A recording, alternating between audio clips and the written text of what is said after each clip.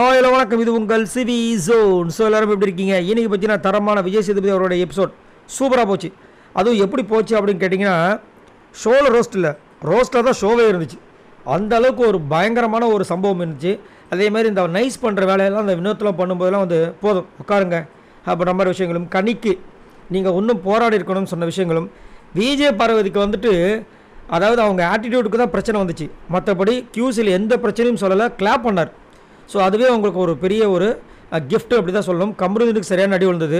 அதுக்கப்புறம் திவாகருக்கும் ஒரு சில விஷயங்கள் சொல்லிட்டு திவாகருக்கும் பாராட்ட தான் விழுந்துச்சு. இந்த மாதிரி நிறைய விஷயங்கள். அதேமாதிரி குழந்தைகளே பார்க்க முடியலைங்க, குழந்தைங்க கூட உட்காந்து டிவியை பார்க்க முடியலன்னு சொல்லிட்டு நிறைய விஷயங்களாக சொன்னார். அதுக்கப்புறம் சுபிக்ஷாவுக்கு ஒரு சரியான ஒரு வேக்கப் காலம் இன்றைக்கி இருந்திருக்கும். ஏன்னா அவங்க பண்ணது ஒன்றுமே அவங்களுக்கு தெரியல. அவங்க பண்ணுறதுக்கு பேர் துரோகம். அவங்களோட கேரக்டர் இதன் மூலமாக வெளியே வந்து தப்பாக தான் ப்ரொஜெக்ட் ஆகுன்ற விஷயங்கள் அவங்களுக்கு புரியல, அடமெண்ட்டாக இருக்காங்க. ஸோ அந்த விஷயத்தை இன்றைக்கி தெளிவாக புரிய வச்சார். எல்லாருக்கிட்டேயும் வந்து ஒருத்தருங்க உங்களுடைய அந்த டாஸ்க்கை பற்றி சொல்லுங்கன்னு சொல்லும்போது அவங்க ஆரம்பித்தாங்க, சார் அந்த கேரக்டராகவே மாறி நான் வந்துட்டு இது டாஸ்க்கை மேற்கொண்டேன், நான் வின் பண்ணேன்னு. அப்படியே என்னவா பண்ணீங்க அப்படின்னும்போது சொல்கிறாங்க, சேலை கட்டிட்டு வந்தேன் லாஸ்ட்டு. சரி ஓகே, ஃபஸ்ட்டு என்ன சொன்னீங்க? அண்ணான்னு கூப்பிட்டேன். ரெண்டாவது என்ன கூப்பிட்டீங்க? என்னங்கன்னு சொன்னேன். ஓ, அப்போ அந்த என்னங்கன்னு சொல்கிறதுக்கு ஒரு வேல்யூ இருக்குல்ல அப்படின்னும் போது அவங்க சிரிக்கிறாங்க. இந்த பக்கம் கிளாப்ஸ் பயங்கரமாக வந்து தட்டுறாங்க. என்னென்னா கலாய்க்கிறாங்க. அண்ணான்னு கூப்பிட்டவங்கள வந்துட்டு எப்படி என்னங்கன்னு உங்களால் கூப்பிட முடியும்னு மறைமுகமாக அவர் கலாய்க்கிறார். அதுக்கப்புறம் அந்த பொண்ணுக்கு மூஞ்சி மாறிடுச்சு. சரி டீலை பற்றி சொல்லுங்க போது பார்வதி தான் வந்து என்கிட்ட வந்து டீல் போட்டாங்க, நாமினேஷன் ஃப்ரீ பாஸ் எனக்கு கொடுன்னு. அதுக்கப்புறம் ரம்யாக்கிட்டே அவங்க வந்துட்டு டீல் போட்டிருக்காங்கன்றது எனக்கு தெரிஞ்சிருச்சுன்றாங்க. ரம்யா கிட்ட டீல் போட்டது தெரிஞ்சிருச்சு இல்லை, தெரிஞ்சதுக்கப்புறமா தானே திரும்ப டீல் போட்டிங்க.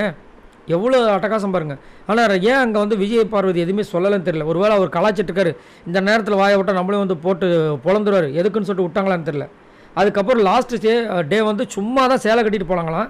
அவங்களுக்கு சர்ப்ரைஸாக ஒரு சின்ன ட்ராமா மாதிரி பண்ணலான்னு நினச்சி தான் வந்தோம், ஆனால் நாங்கள் வின் பண்ணணும்னு எங்களுக்கே தெரியாது சார் அப்படின்னும்போது அவர் கலாஸ்டர். ஸோ அப்போ அந்த கெட்டப்புக்கு ஒரு வேல்யூ இருந்திருக்கு, நீங்கள் என்னங்கன்னு சொல்கிறதுக்கு ஒரு வேல்யூ இருந்திருக்கு கரெக்டாக அப்படின்போது சுத்தமாக அவங்க மூஞ்சி சரியில்லை. அதுக்கப்புறம் ஒரு வார்த்தை திரும்பவும் சொன்னார், என்னென்னா சுபிக்ஷா நீங்கள் கேமில் வந்து வின் பண்ணுறது அதெல்லாம் ஒரு பக்கம் இருந்தாலும் விக்கல்ஸ் ஒன்று சொல்கிறாரு, நான் ஒன்று சொல்லலாம், ஆனால் உங்கள் கேரக்டர் இருக்குது பார்த்தீங்களா, அது வெளியில் என்னவா போர்ட்ரே ஆகுதுன்றதை மைண்டில் வச்சுக்கோங்க. அதேமாதிரி நீங்கள் என்ன சாய்ஸ் எடுக்கிறீங்கன்றது தான் மக்களுக்கு மத்தியில், அதாவது மக்கள் மனசில் நிற்கும். நீங்கள் தவறாக எடுத்திங்கன்னா நீங்கள் தவறானவங்களாக தான் மக்கள் மனசில் போய் சேருவீங்க. அதனால் தயவு செஞ்சு இனிமேல் வந்து இந்த மாதிரி தப்பாக ப்ளே பண்ணாதீங்க, சரிங்களா? அதேமாதிரி நீங்கள் வந்துட்டு ப்ளே பண்ணுறதை நான் குறை சொல்ல வரல, உங்கள் கேரக்டர் தப்பாக ப்ரொஜெக்ட் பண்ணிக்காதீங்கன்னு தான் சொல்கிறேன்னு சொல்லிட்டு ஒரு சூப்பரான தரமான ஒரு அட்வைஸை கொடுத்தார். ஏன்னா அண்ணான்னு கூப்பிட்டதுக்கப்புறமா அங்கே போய்ட்டு இந்த ஒரு இதுக்காக வந்துட்டு லஞ்சம் கொடுக்குறன்ற ஒரு காரணத்துக்காக சேலை கட்டிட்டு போய் அண்ணான்னு சொன்னாங்க. இப்போ என்னங்கன்னு சொன்னது விஷயங்களும் உண்மையிலே சரியில்லை. சரி இவ்வளவும் பண்ணிவிட்டு கடைசியில் வந்துட்டு விஜய் பார்வதிக்கு அந்த டீலிங்கில் வந்து ஒத்துக்காமல் இருந்தும் தப்பு. அதை தான் சொல்கிறார் அவர் மறைமுகமாக. நீங்கள் விளையாண்ட கேமை நான் குறை சொல்ல வரல, நீங்கள் விளையாண்டது தப்புனா கனி விளையாண்டது தப்பு தான், ஆனால் உங்கள் கேரக்டரை கொஞ்சம் பத்திரமா பார்த்துக்கோங்க அப்படின்ற மாதிரி சொல்லி இதை முடித்தார். உண்மையிலே ஒரு சூப்பரான விஷயம்.